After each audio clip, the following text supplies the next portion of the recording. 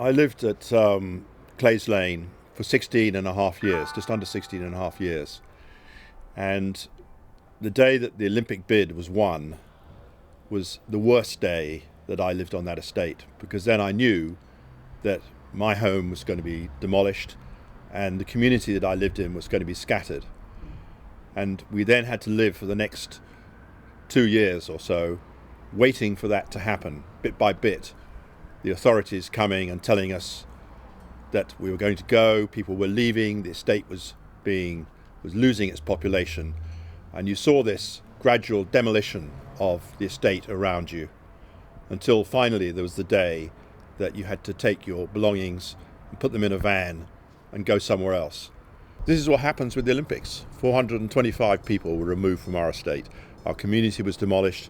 They promised at one point that they would try and move us as a community, and they did nothing. And that day was just like the end of a nightmare. And after coming here, bit by bit, you begin to reconstruct your life. I've had to move 3 times since then, but now finally, even though this house needs work doing on it, bit by bit, life comes back together again. I follow on the internet to see what has happened to the people at Villa Autodromo, and the fact that that community has been destroyed, even though promises were made to enable it to continue.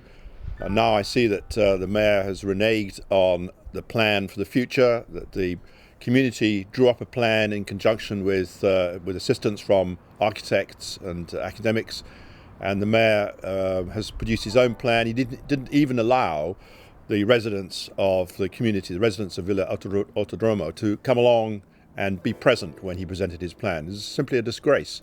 It is inspirational to see how you have resisted and how you continue to struggle, and I hope that at least some of you will achieve a new community where you were in Villa Autodromo, will not be forced to move, and even those who have been forced to move will find a way to return.